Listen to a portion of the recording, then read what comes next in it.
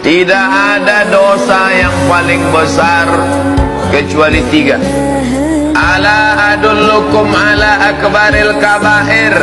Maukah kalian kutunjukkan dosa terbesar di antara dosa besar? Apa itu ya Rasulullah? Pertama, al-isyrak, mempersekutukan Allah. Yang kedua, uququl walidain, durhaka pada orang tua. Ini 3 anak perempuan ini, 1 anak laki-laki ini, kalian duduk bermusyawarah, kalian jaga mak kalian, tiket kunci masuk surga.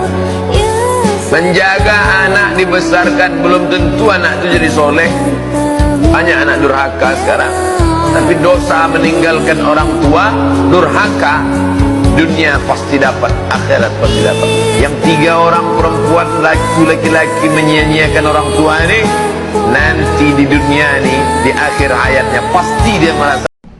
Ada orang yang baik kepada manusia, rajin membantu, dermawan, murah tangannya untuk memberikan pertolongan. Tapi kenapa dia dikatakan sombong? Sombongnya bukan kepada manusia. Batarul haq, menolak kebenaran. Orang yang rajin berbagi tapi tidak sholat, sombong. Orang yang suka berbagi tapi tidak mau menundukkan keningnya kepada Allah, sombong. Bukankah dia baik? Bukankah dia sopan? Bukankah dia santun?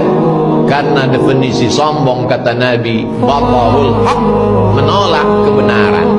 Yang penting baik, yang penting sopan, yang penting mau berbagi. Masalah dia sholat bukan urusan kita, urusan kita. Karena Nabi memeriksa jamaah. Asyahidun fulan, mana si fulan? Mengapa tidak sholat berjamaah? Ini di Quran surah keempat ayat 103 itu, di ujung ayatnya itu ada penanda ciri standar orang beriman. Maaf, kita tanya dulu nih, kita beriman tidak hari ini? Halo, beriman? Hati-hati ya, karena kata Nabi ada yang subuh beriman, sorenya sudah kufur tuh. Ya, yusbihu mu'mina wa yumsi kafira. Hati-hati ya. Yuk, apa ciri orang beriman tuh? Iman itu konfirmasinya bisa didapatkan, 1, melalui suara adzan. Adzan itu sama dengan penanda waktu sholat. Tahu dari mana iman itu bisa dicek dengan suara adzan? Quran surah ke-8 Al-Anfal di ayat yang kedua. Innamal mu'minuna alladzina idza dzukirallahu wajilat qulubuhum. Sungguh insan beriman itu ciri standarnya bisa dilihat.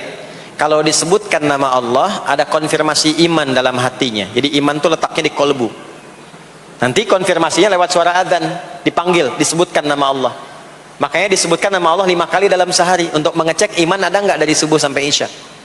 Ya, Allahu Akbar, Allahu Akbar. Ada getaran di hati kita, sudah adzan. Nah, itulah iman. Itulah iman.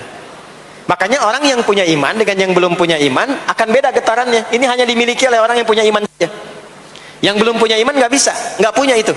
Allahu Akbar, Allahu Akbar. Surah apaan nih? Toanya kencang banget, ya. Tapi kalau orang beriman, Allahu Akbar, Allahu Akbar, ya Allah sudah adzan. Itu konfirmasi itu. Nah, nanti semakin tinggi imannya, bahkan ada yang orang sudah menunggu sebelum tiba waktunya. Tadi subuh jam 4 lewat 13 di sini. Ada yang nunggu dari jam 3. Padahal belum dipanggil. Ya. Masya Allah. Di Bekasi 4 lewat 9. Allahu Akbar, Allahu Akbar. Azan. Ingat dia. Nah, itu ciri beriman. Cuman imannya standar. Jadi bukan iman yang kuat. Standar. Kuat belum, lemah tidak. Allahu Akbar, Allahu Akbar. Jam 4 lewat 9. Jam 3 sudah bangun. Nunggu itu. Iman yang kuat. Masya Allah. Ada yang baru subuh dan nunggu isya.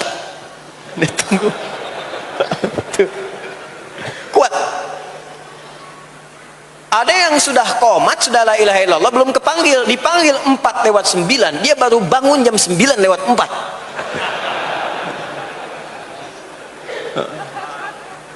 Tuh. Nah, ini iman lemah di bawah.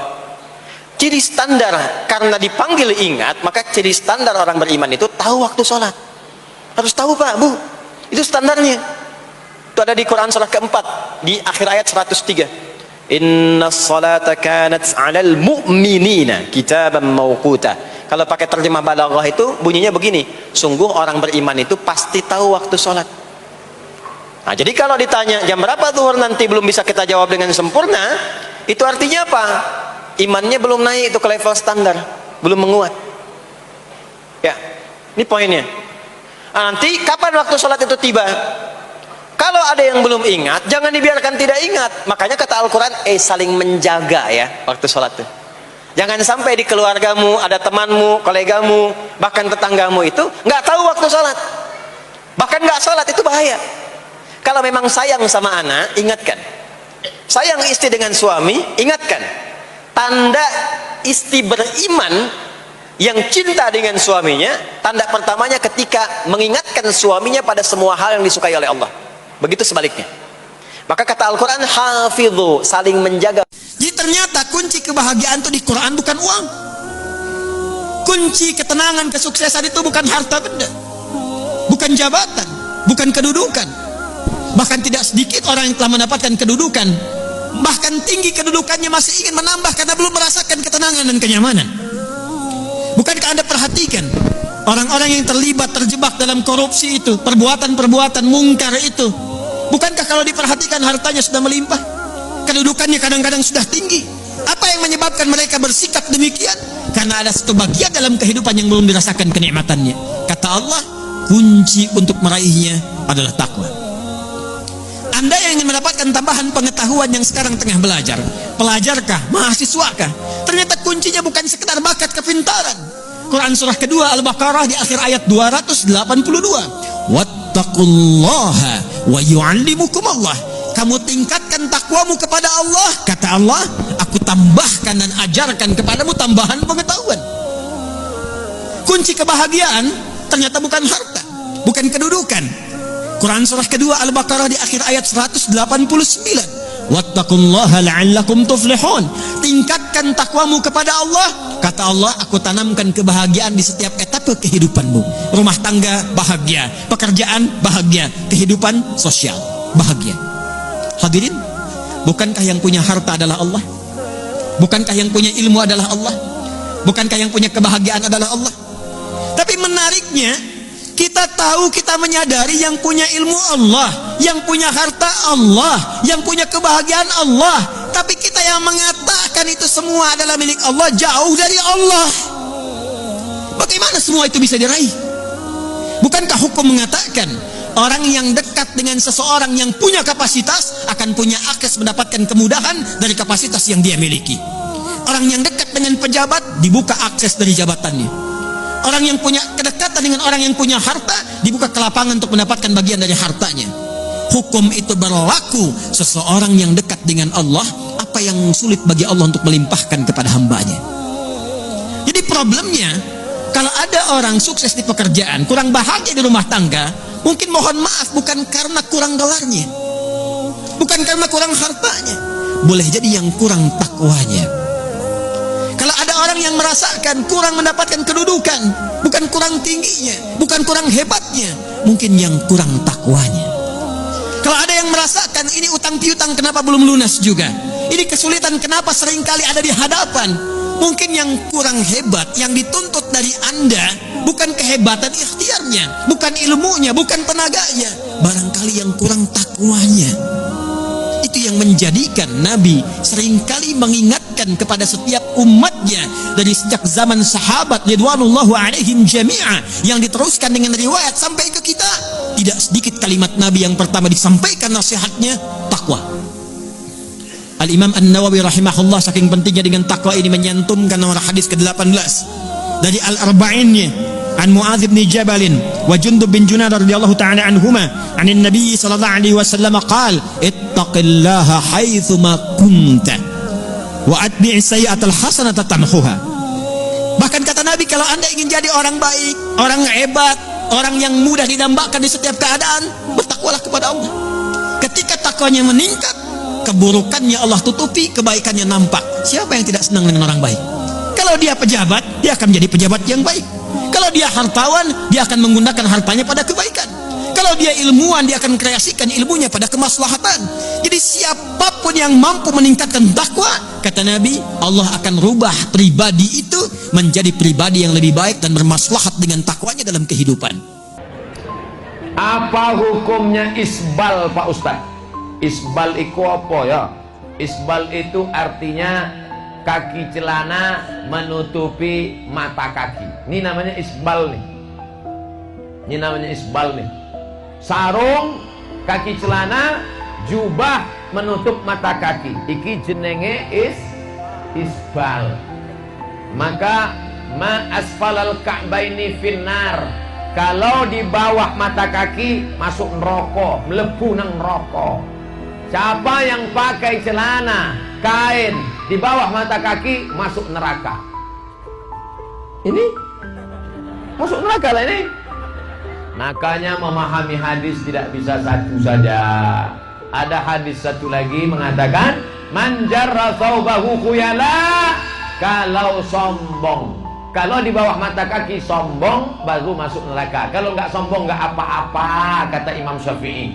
Kalau nggak sombong nggak apa-apa, kata Imam Nawawi dalam kitab Riyadhus Shalihin. Kalau nggak sombong nggak apa-apa, kata Imam Sun'ani dalam kitab Subulus Salam. Kalau nggak sombong nggak apa-apa, kata Imam Syaukani dalam kitab Nailul Autar. Kalau nggak sombong nggak apa-apa, kata Syekh Atiyah Sokor dalam kitab Fatawa Azhar. Kalau nggak sombong nggak apa-apa, kata Syekh Qardawi dalam kitab Kaifana Ta'amal Ma'as Sunnah. Maka di antara tanda-tanda dekatnya hari kiamat itu adalah, dalam hadisnya ada 5. Yang pertama, yataqarabus zaman. Zaman, masa, waktu makin pendek. Yang kedua adalah wayanqusul ilmu. Ilmu semakin berkurang. Kalau sudah ilmu berkurang, apa yang bertambah? Jahil. Maka datang penyakit syuh. Yang ketiga, apa itu syuh? Hubbud dunya, hubbul mal, wa tuhibbul mala hubban jamma. Engkau sayang kepada harta amat sangat sayang. Dia pegang semuanya sampai tak meleleh, tak menetes walaupun satu tetes. Keempat, wa tazharul fitan. Banyaklah fitnah, siksa. Yang terakhir, yang kelima, wa yakthurul haraj. Wa yakthurul haraj. Banyak terjadi haraj, kata Nabi. Sahabat pun bertanya, ya Rasulullah, wa mal haraj? Apa haraj itu ya Rasulullah? Kata Nabi SAW, al-haraj al-qatlu. Nanti di akhir zaman itu akan banyak pembunuhan. Jangan bersedih ketika kau didustakan. Jangan bersedih ketika kau dibunuh karaktermu. Jangan berduka cita ketika tidak ada manusia yang menerimamu. Karena sesungguhnya itu hanyalah cara Allah menguatkan hatimu. Karena dia ingin mengangkat derajatmu, menempatkan di tempat yang terpuji, memperlihatkanmu sesuatu yang tidak pernah dia perlihatkan kepada manusia yang lain. Dia buat hatimu hancur berkeping agar tidak lagi ada tempat makhluk dalam hatimu. Yang ada hanya Allah semata. Ma fi qalbi ghairullah. Pada saat itu mentalmu sudah kuat. Layaklah engkau berada di tempat yang terpuji. Sekali pun tak pernah saya ditelepon. 4 tahun di Mesir tak pernah ditelepon sekali. Haam. Maroko 2 tahun sekali pun tidak. Balik saya tanya, kenapa mak tak pernah menelpon? Kalau ku telpon aku rindu, kau balik. Kalau ku telpon, nak sayang omak, tak pernah telinga saya ini mendengar dia sayang omak. Tak. Pergi ku sana, belajar. Kalau ku telpon kau sayang, kau menangis, kau balik, kau jadi hantu. Ada juga masa-masa bandel tuh, lari saya dari Medan. Lari saya pergi saya 5 bulan saya tak sekolah. Di Riau saya makan tidur. Kau tidak jadi apa? Tak ada guna sekolah nih mak. Presiden dah ada, gubernur dah ada. Apa guna sekolah? Apa guna sekolah lagi? Jadi kau tidak jadi apa? Belikan aku kol diesel. Aku tidak jual ikan asin. Karena saya tengok pasar market yang mantap waktu itu ikan asin. Kaya orang jual ikan asin. Rumahnya besar, mobilnya besar, bininya pun besar. Pergi dia ke Air Molek Indragiri Hulu, carinya sekolah. Datang Ustadz ceramah ke kampung. Nama Ustadz itu Ustadz Suherman Siregar. Habis pengajian diundanglah Ustadz nih ke rumah, makan segala macam. Habis itu ditanya, Ustadz di Air Molek guru? Iya bu, saya guru. Oh, bisa anak kami masuk? Silakan. Langsung kelas 3 bisa? Oh tak bisa. Karena kalau langsung kelas 3 ini berarti anak pindahan karena nakal. Tak bisa. Tolonglah Pak Ustaz, tak bisa. Kami tak pilih. Tak mempan makan siang. Rupanya berubah hati Ustaz nih. Lu tengok dulu anak ibu. Mana anak ibu? Bawa anak-anak. Ini anak. Ditengoknya lama. Silakan datang. Jadi rupanya muka saya ini dari dulu memang muka pengibat. Banyak orang ibat. Kalau dipeturutkan udah banyak orang nangkap saya. Tapi asal ditengoknya, tak usah. Terus tengok, bisa tangkap Pak? Tak usah. Omaknya baru meninggal, kasihan.